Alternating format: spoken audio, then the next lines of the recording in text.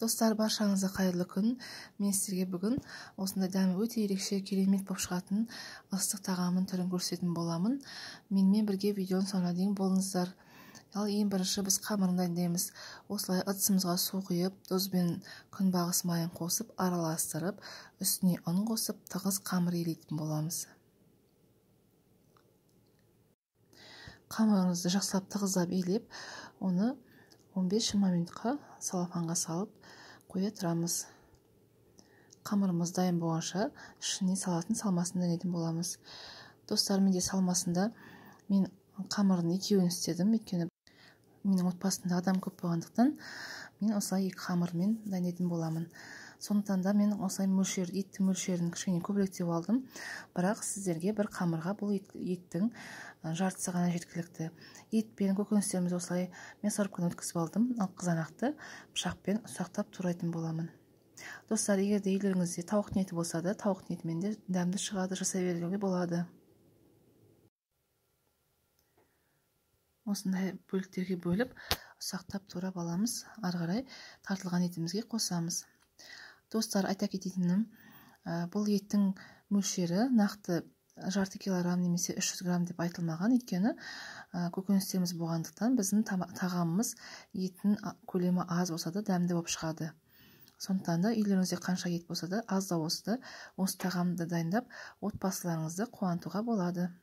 Енді осы қызанағымызды етімізге араластырып, тұзын, бұрышын, дәмдеуіштерін қосып, ары қарай араластырып, қамырымызды оқтаулап, тағамымызды дайындай береміз. Бұл еттің мөлшері, осындай көкөністердің мөлшері менде екі қамырға толығымен, молымен жетті. Бұдан аз да болса да ештеңе етпейді. Дайындап көріңіздер, достар. Үйлеріңізде аз ғана етпен дәмді тағам жасауға болады осындай. Міне менің қамырым дайын болды. Енді осы қамырды жақсылап жұқалап жайып, салмасын салып, ары қарай дайындаймыз.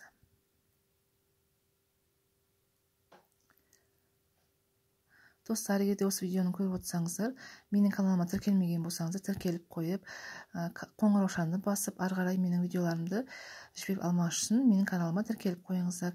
Және де мен дайындаған тағам ұнап жатса, астына комментарий жазып, лайк басуды ұмытпаңыздар. Міне достар, сөйтіп қамырға аз ғана осындай күнбағыс майын жағып, ары қарай салмасын салып, қамырымызды орап, асымызды дайындаймыз. Міне осындай ғана аздап құйып, жағып алыңыздар. Енді жаңағы дайындаған салмасының жартысын үстіп салып, осы етті осы қамырға жақсылап жайып аламыз. Достар, енді осылай жұқалап, рулет секілді осылай орайтын боламыз қамырды.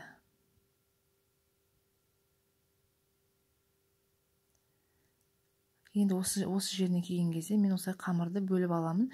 Өйткені ортасында ет болғандықтан, көкөністер болғандықтан, толығымен пісу үшін осындай рулеттің көлемін осындай үлкен емес, орташа қылып, осылай ортасынан бөліп істеп алыңыздар.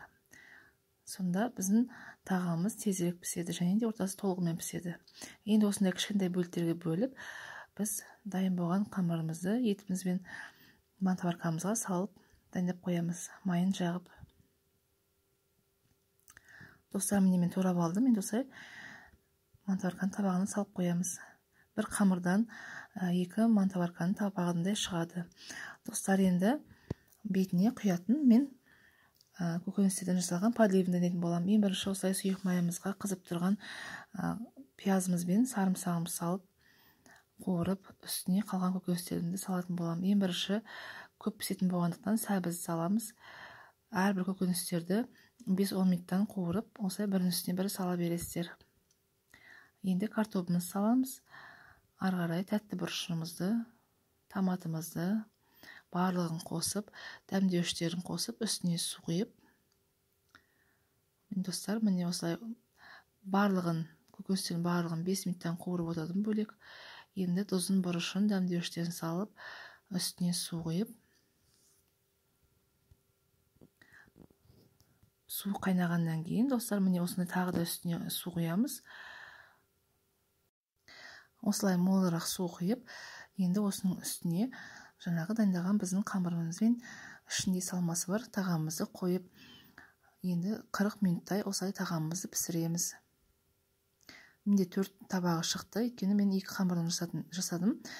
Сіздер аздау жасасаңыздар болады. Достар, міне менің тағамым дайын болды. 40-45 минутта дайын болады осылай. Өйткені біздің рулеттеріміз жұқа, сондықтан да тез пісетін болады. Міне көкөністерді пісті. Егер де аздау істейтін болсаңыздар, достар, 2 тағамды 2 бөлек ыдысқа да істей берсеңіз де болады. Мен осы уақытымды үнемдеп, орнын үнемдеп бірге істедім. Достар, дәмі өте керемет шықты. Осындай үстінде көкөністермен, астындағы еті бар салмасымен өте дәмді керемет тағам дайындап отбасыларыңызды қуантуға болады. Менің үйімдегі балаларыма өте қатты ұнады.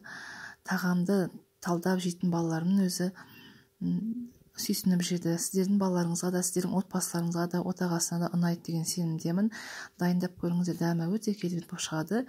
Осындай оңай дайындалатын аз ғана еттен осындай тағамымыз дайын болды. Сіздер дайындап көріңіздер. Дайындағаннан кейін, егер де ұнап жатса, менің рецептім ұнап жатса, астына комментарий қалдырып, лайк басып, менің каналыма тіркелуді ұмытпаңыздар. Өте қуанышты боламын. Дайындап көріңіздер. Осылай бетіне қаймақ та салып, немесе қаймақсыз да жеуге болады. Осылай бірге қосып жесеңіздер де болады. Өте керемет болып, дәмді болып шықты. Дайындап көріңіздер, достар. Сіздерге ұнап жатса, мен де қуанышты боламын. Астына комментарий жазып, менің каналыма тіркелуді ұмытпаңыздар. Сау болыңыздар.